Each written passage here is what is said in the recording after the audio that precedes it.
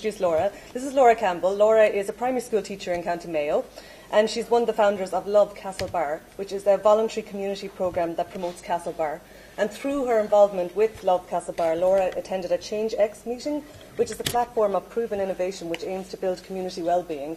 At that meeting, Laura was introduced to Fighting Words, and together with her colleagues Teresa Kane and Noreen Walsh, the trio began Fighting Words in County Mayo. Laura.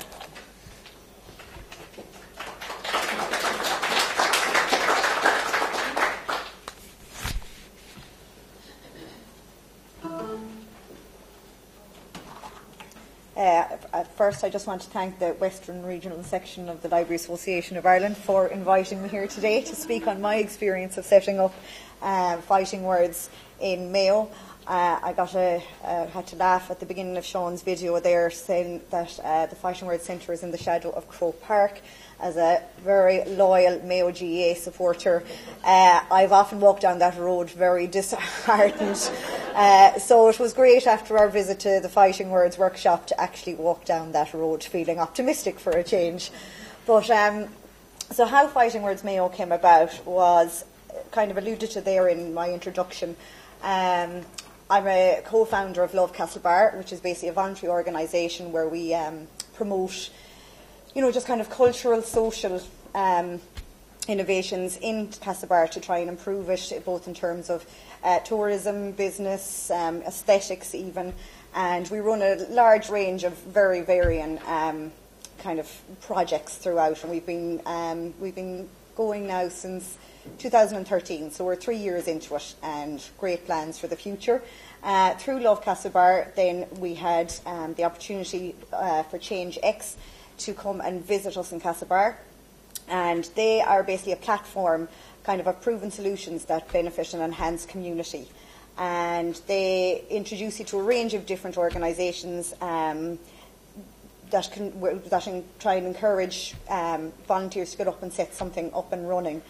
And myself and Noreen and Teresa were quite taken with Fighting Words, and that was it. We went to Dublin, met with Sean himself, visited an actual primary school workshop, and walked out of there and said, right, this is where we want to go with this.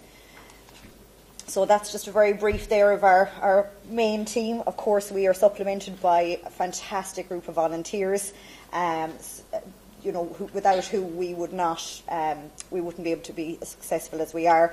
Noreen there, she's a member of the Sir Optimus International, who promote human rights and aim to advance the status of women, and she's also involved on the board of management of a large local school. Teresa Kane, she worked as both an editor and a journalist in London for some of their national newspapers, and she is now working on committees that are dedicated to promoting organisational changes in the HSE mental health services. And then there's myself. I'm a primary school teacher in a very small school in Castlebar, where I teach 3rd right through to 6th class, which, as you can imagine, is a good busy day, a lot of planning required. And I said also the secretary and one of the founders of the Love Castlebar. So first of all, as our conference today is looking at the importance of literacy, in 2011 the DES introduced their Literacy and Numeracy for Learning and Life strategy, which sets out targets for improving literacy and numeracy standards to be achieved by the year 2020. In '99 we had a new curriculum, and it was still is very subject heavy. We've only a certain amount of hours every week to teach everything, and that new curriculum, it includes English, Irish, maths, history, geography, science, music, drama, visual arts, SPHE, PE and religious education for diocesan schools. So it's a lot to get covered in a short day. And following that curriculum, there was a review done by the DES and other bodies afterwards, where they found that actually the levels of literacy amongst primary school students were actually, they were kind of dropping a little bit. And it came down to basically a curriculum overload with everything else. Now, of course, there's certain subjects like history which would be very integrated with literacy. But they basically kind of said they need to get the focus back onto literacy. And they have now, this coming year, they have introduced a new curriculum, a new language curriculum for junior infants right up until second class, which will be implemented in primary schools over the next few years. And then down the line, they will also extend that to go from third to sixth class. So it's not something that I will be involved in just yet, but in a few years, if I'm still in the same class, I'll be dealing with that. Obviously, literacy involves lots of areas: reading, your vocabulary, your spelling, your punctuation. However, you'll find that you could have a child who is a really good reader, can, beautiful joint handwriting, great spellings and punctuation and presentation of their work. However, their comprehension levels just aren't reflected in what they're doing before that. They could read a story, and if you ask them to summarise it, they find it quite difficult.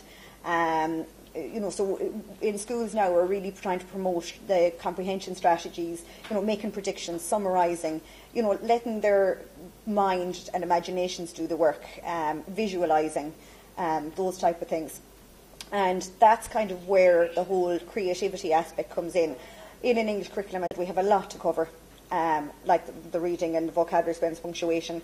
And there are some schools you are reliant solely on textbooks. In our school, we have one textbook, but we do a lot of work with just novels and kind of independent writing. We don't kind of follow one textbook from September to May, and we bring in different activities. And one of the things we really focus on is comprehension and comprehension strategies. And we find that the more the children understand that, kind of the more creative they become.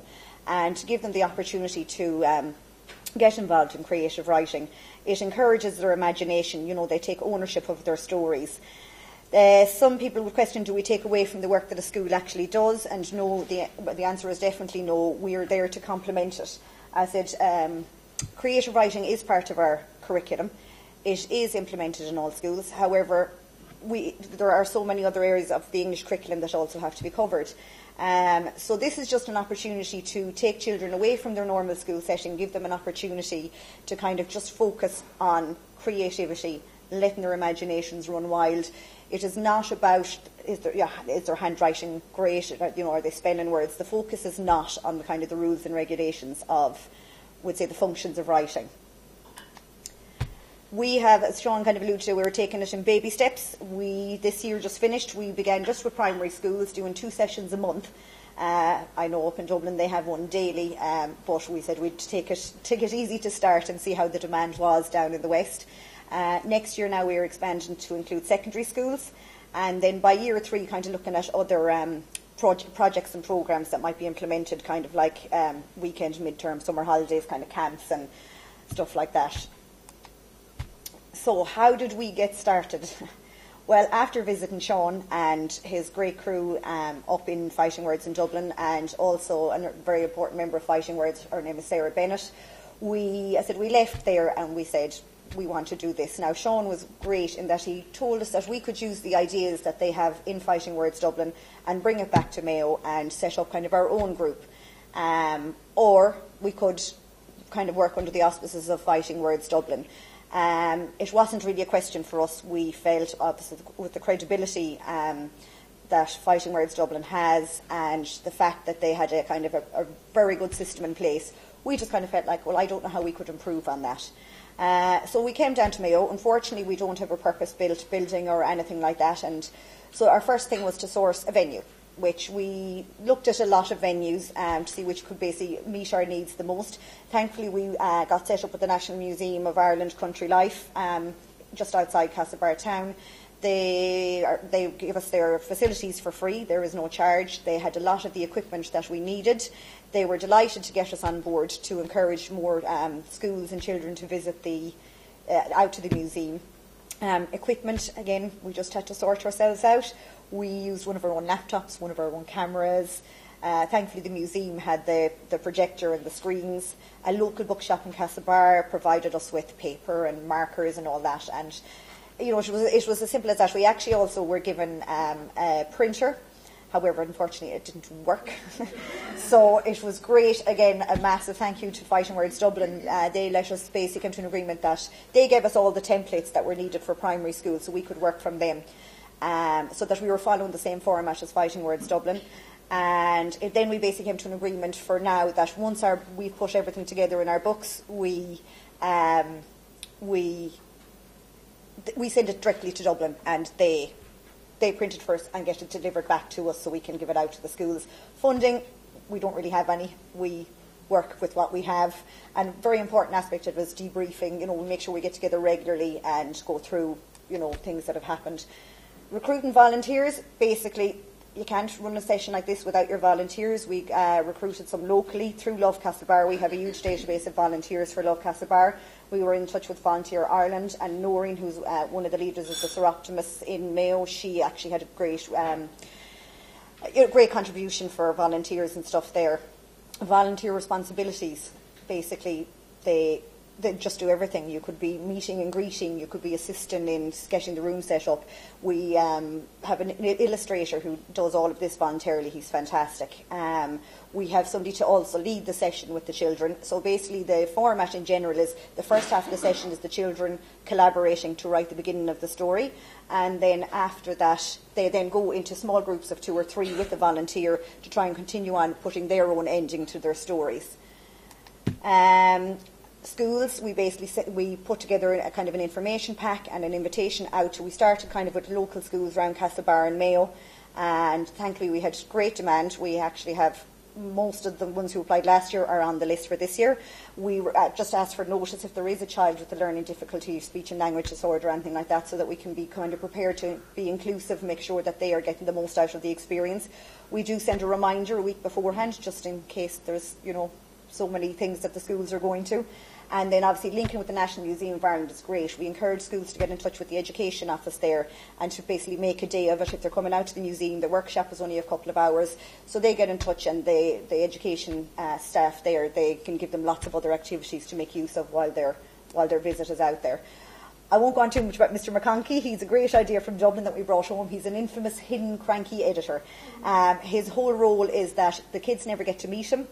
And we basically instill in them that he's very cranky and he feels like children cannot write. And it basically is kind of an extra incentive for children to prove Mr McConkey wrong.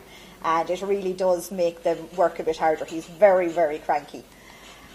So basically how the experience of a workshop, we have volunteers who meet and greet as the children come in the door. We prepare name tags. We've actually since asked the schools in our information letter if they could have that ready for when we arrive, because it's amazing how long that takes. They have a secret password they have to come up with to be brought into the room. We take photos of each individual child, which then, this is just a sample of the little booklets that they have. That picture then goes on the back, and they can actually fill out their own little biography on the back as well, just to personalise their books.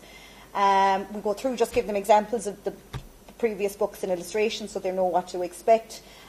We introduce them to Mr McConkey, who, as I said, they never actually get to meet.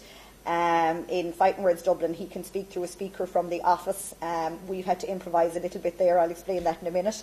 And then, as I said, basically they start off in a group setting, sorting out their plot, their characters, their title. And we have an illustrator. You'll see some of them coming up now, who, as the children are getting their story ready, and our presenter will always be writing up the main points on the ideas on a flip chart, and then we have a typist who's putting it together as the story, as the children progress. And our illustrator is literally there drawing pictures as they are talking. And I said, he is fantastic, Joseph. And then they basically, in their small groups, then sit down with a volunteer to continue on with their own endings. These are just some of the samples of Joseph's brilliant work. He literally comes up with them on the spot. I mean, I could spend probably 3 years in art college and not actually ever get to that type of a level. Has it all been smooth sailing? No. You learn from your mistakes. Trying to get commitment from volunteers can't always be easy. They may be able to think they can do a date and something comes up. Equipment that works, unlike our printer that didn't. But I said, thankfully, Dublin took care of us. Talking to Mr McConkey, as I said, for Fighting Words Dublin, he is in the office, he or she, sometimes it's Miss McConkey, and they speak through a speaker and basically tell the kids that they can't write and what are you doing here and everything. We didn't have that facility. We decided to do it by phone. Unfortunately, the signal in the museum wasn't very good, so we ended up getting a donation of walkie-talkies. So one of our volunteers was secretly hiding in the museum, and he's given out over the walkie-talkie, and the kids are getting angry saying, we're going to make sure we can prove this man wrong. Bathroom breaks was something we just didn't actually think through. Do we bring them? Do they go on their own? So eventually, anyway, obviously health and safety and child protection, it is up to the school, the teacher or a classroom assistant to bring them to the toilets. Boys versus girls can be quite, cause a lot of tension at times. So we have a private voting system. We take an idea of kind of some of the characters, some of the plots, Then we get them to close their eyes and take a vote so that nobody knows who's voted for what. And because otherwise, particularly for the younger ones, we might have a princess story and an action man. So we try and combine the two somehow. And basically just be ready to improvise all the time. Okay, and very quickly I'll leave that. Just, can you set up a fighting word space? Absolutely, there's no reason you can't. You need people power, you need great volunteers, you need a good illustrator. I said, we're keeping Joseph, we're not going to give him to anyone. A suitable space that's quiet, that if it's in a library, that it's not right in the middle of where other people are coming in and out. Support from, I said, we're not focused on the rules and regulations of writing. It is all about creativity. Fighting Words Dublin have been an enormous support in terms of Garda vetting and templates. And every story goes up on the web page and on the Fighting Words Facebook page so that the children and their families can look at it.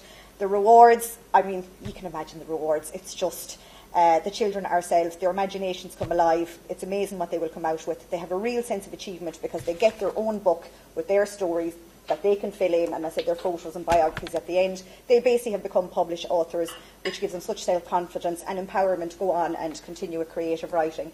Just a little quote by Einstein there, that education is not the learning of facts but training the mind to think, which I think is highly important. And that is it. I want to say thank you very much for listening, and if there's any questions later, I'd be delighted to answer them. Thank you.